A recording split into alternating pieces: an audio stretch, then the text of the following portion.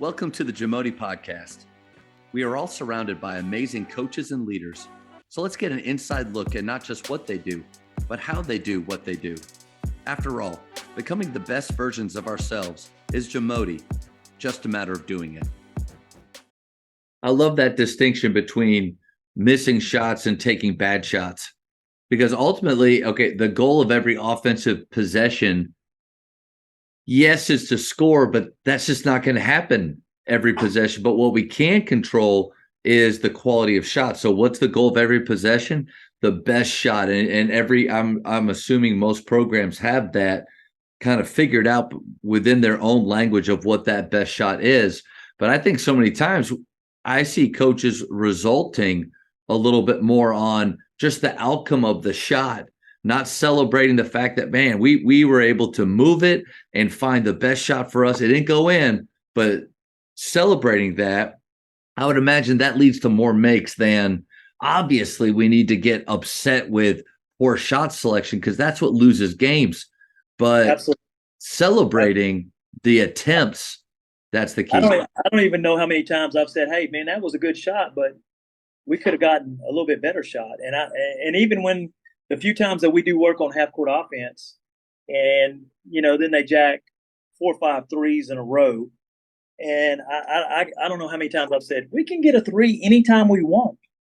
That's not the goal of this. We need that thing to touch inside, either by pass or by attack. And if it gets kicked out and we get a three out of it, fine. But that's a little bit different from just swinging around the perimeter and then, it never even attempts to touch inside or touch the short corner.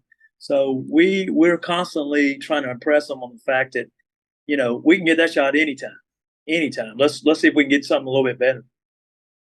I would imagine that the 4 programs that you've been a part of, that the standards and pillars of those programs have been similar. So like what, if you don't mind sharing a little bit about what your program's standards, pillars, what it's all about.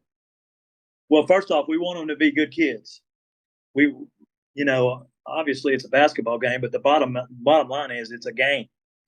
And so we want them to come out and be good husbands, be good employees, be good people, be good students. So that's the first thing that we're trying to do. And then basketball wise, for us, we want them to be able to defend like crazy, and we want them to be loyal to each other. We want them to be a good teammate. Those guys that can't be good teammates, we have to get rid of them. And fortunately, we don't have to do that very often. But I've learned over time that if somebody is messing up the chemistry, they got to go. That's just the way it is to me in life.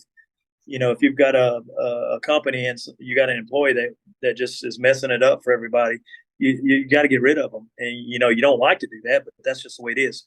But that's kind of what we try to do. We try to treat everybody fairly. We try to treat all of our players fairly, but we try to hold them accountable too. Somebody screws up in class, they know they're getting in the bleachers. Somebody's, I get an email from a teacher, they're going to the bleachers. Somebody gets a technical, they're heading to the bleachers. So if you don't have discipline with any program, I don't care what it is, you're going to struggle.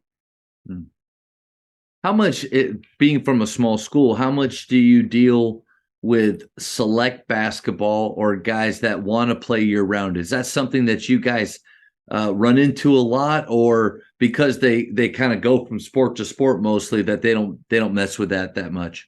No, we have right now. I have about 6 or 7 that do play, and they all play for different teams. It's crazy. They play some AAU basketball, and they play for different teams. Now we also play in the summer. We have a little summer league type deal.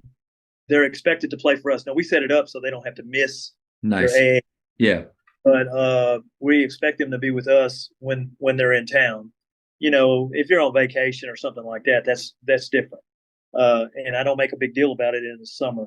But we have 6 or 8 that will play all summer with an AAU team. Now we don't fight the AAU thing like the 6As do, where you basically having to recruit your player to stay at your school. I know that's a a major problem in some of the metropolitan areas. That's not necessarily the case for us. And we have a weight program in the summer, and they're expected to be there and work out. And we have an open gym. Uh, they have every opportunity to be good, not just at basketball, but at football too, if they're football players, which a lot of ours are. There's been a struggle at times between high school coaches and AAU coaches, almost like it's like territorial for the kids. Have you always been pretty open to them going and playing on those teams? Or is that something that you've kind of come along to? Because I remember Coach, I've only been doing this 16 years, so I'm not even close to where you are. But early on, there was this feeling of like they're my players and they don't need to go off and do those things. And I would even make comments like, well, don't worry, I'll reteach you, or I'll change all those bad habits. I've grown since then, Coach, but how have you always dealt with that select basketball world? To me, go do your thing. Go do your thing. Now there's some things that when they come back that I do not like. And I'll give an example, and I call it the AAU step back. We're trying to run an offense, so when we're running down the floor, we're straight into the offense. Right. I don't want to stop and everybody run to your spot. I mean, we're sprinting down and we're in offense immediately. And I can remember this happened at HJ a time or two. All of a sudden, the guy would like back up. I mean, I watched them doing it in NCAA the other day too, and it drives me bananas. It's like they backed up. Hey, everybody get set up. No, yeah, we're not doing that. And it's like you're waving the guy out to come guard you. We're not doing that. We're not playing that one-on-one stuff. This is a team sport, and don't back up. Let's make a pass and cut, whatever we're doing. But, that's one of I know that's a small thing, but that's something that drove me crazy there for a year or two. But, for the most part, we don't have guys that actually do that. We don't have to break them of stuff like that. And I know they play different defenses and all that. No, I'm okay with that. Yeah. As long as when they get back, they remember what we're doing. Full court man-to-man, full court pressure. No, hey, and ours is not full court man-to-man. Oh, okay. We're zone. We're a 1-2-1-1 full court. And usually once we get in the half court, it's some sort of technically it's 1-2-1-1. Now we've modified it a lot. We'll jump around a little bit this year, and we junk defense a lot of people this year also. Our district this year, the guards were phenomenal. You better get out there and guard the guards in our district because they could stroke it. So we did stuff a little bit different this year, but the main thing was we're full court pressuring you. We're trying to turn you over, and if not, then we're going to guard you in the half court. But usually we hardly ever play man to man, believe it or not. No, that's a shocker for most people, but we hardly ever play man to man.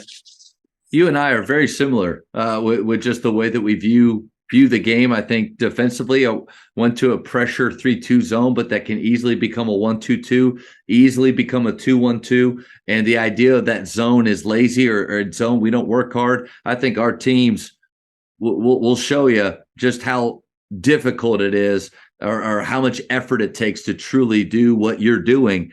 And then offensively, I love the idea of we don't run necessarily our offense doesn't begin when we get across half court. Leather touches our fingertips. We are in offense. We're playing offense at that point. And then concepts that you're right on the money. What's the easiest thing to do? To play against a disorganized, retreating defense. What's the hardest thing to do? To play against a defense that's all back, all set, and prepared. Yes, absolutely. Hey, and what we also try to do when we get a rebound, we're all about the baseball pass. Yeah. If we can. We were very good at it 2 years ago. During the COVID year, we went 27-1. We lost in the regional finals. That was our only loss. But those cats could throw a baseball pass like you wouldn't believe. We get a rebound, and then we've already baseballed it to the other end. Now, early on, we were throwing it out of bounds, and I was trying to be patient, and then all of a sudden, it's like a quarterback. They started connecting, and people were like, "You better sprint out of there quick," because we already released a couple people and the ball's in the air. Now we had a guy that was 4-time All-State. I've never had one make All-State 4 times, but a kid named Caesar, we called him Third. Ernest Caesar he was 4-time All-State. He was our point guard, and he could throw it and he could score. And so we would baseball pass you, and that we still do that. Let me ask you this. Have you ever, or maybe you're already doing this, that let's just say they take a wing three and the guy that contests it, do you allow him just to take off without really having to block out or check? Because that's something I've wanted to experiment with. Like, what if we could steal 4 to 6 points a game? Because the odds of the guy that shoots the three, the ball actually coming back to that guy, it's super small. That's why the whole idea of follow your shot doesn't make a lot of sense. It really doesn't it shouldn't bounce right back to you. You know, have you ever had them just contest, shots gone, take off, really before you've technically secured the ball? Well, the ball side guy does that, and the guy on the guy on the ball, the point, he does it. They release opposite directions. So we guys take off. We have 2 guys take off. And, it always helps if you have a good rebounding team. Yeah. So every now and then, sometimes you have to adjust on that because there's some teams that'll beat you up on the glass if you send 2 of them out. You might have to have one stay back and block out.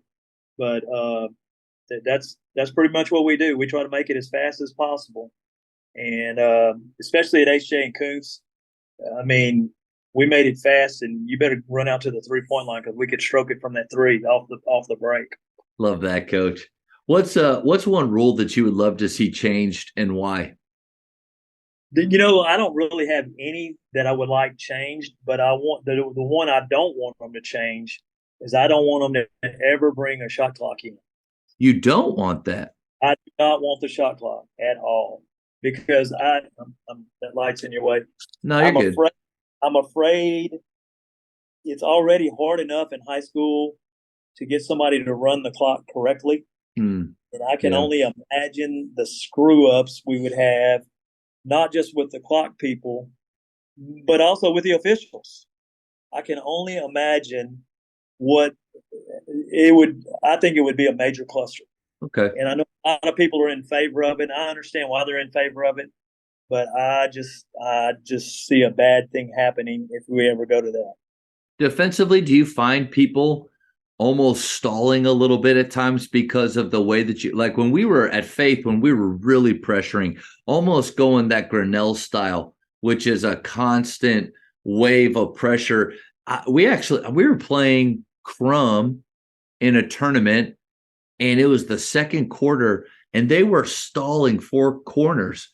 Now because we were always 2 on the ball, 2 interceptors, 1 safety all over the floor, and wave after wave. But they were creating these 45-second to minute-long possessions. Of course, I'm frustrated that we're not causing some type of turnover in that time, but they actually had the control and the passing to do that. And those are those few times where I'm like, golly, if they just did, if there was a shot clock, but it's rare. It's rare that actually happens. But do you ever have that feeling?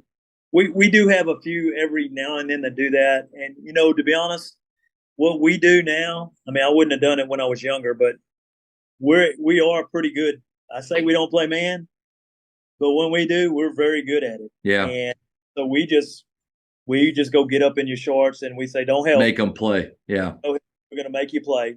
We're going to make you try to drive. We're just not going to help. And so it does not happen very often. And usually the teams that do that down in our area aren't good enough to do it. They're not good enough to sustain it. So we will say what we do, but if they do, we will go man real quick. Coach, I got one more question and then the speed round that won't take very long. You good with time? Sure. Okay. 900 plus wins, 37 years of coaching. What would you do differently if you could start over? If I could start over, the one thing that I did not do very well early in my career is we ran the 1-2-1-1, and that's all we ran. Now we made adjustments off of it, but we would not adjust very much off of it. And the same thing offensively. I would I would definitely be more open to adding things. I was extremely simple. Of course, we were very successful doing it, but I would I would have added some things. You learn as you go, though. That would be the main thing that I would change. I think I've fallen into that trap at times of, I mean, coach, we actually went 2 years with never running one possession of man to man. Wow. One, I love the zone. Like I felt like we're different every night, but then there's always that game or two where maybe this team, maybe they're comfortable against zones, or maybe they find an alignment and they find some rhythm. And then I'll have some coaching buddies of mine, maybe at the school, that are like, hey, all game long, you just never adjusted or changed. If you're familiar with Jason Garrett, the former Cowboys coach, I'm in DFW, and so like nobody could stand him really, because he'd always, hey, we're going to focus on the process. We're going to do these things, and I'm probably more Jason Garrett, but like you, I mean, I could see where maybe a wrinkle here and there, maybe something to hold them, but I don't know. I struggle to make those changes. As I got older, like for example, when I first came to EC, the first year we were not very athletic. We ended up being really good, but we weren't very athletic. And I actually changed the defense. Our primary defense was full court 2-1-2, and we got very good at it. And so that's the wrinkle I throw in when we want to change. Also, as far as man to man, when we would get way up on somebody, fourth quarter, we might play man to man just to work on it. Yeah. But the problem with that is you're not working on it in a crucial time in the game. The game's over, so you might not get your best effort as far as that goes. But those are the things I would change. Thank you for checking out today's episode. Please take a moment to subscribe to this podcast, share it with your fellow coaches, and find us on social media for what's coming up next on the Jamodi podcast. It's just a matter of doing it.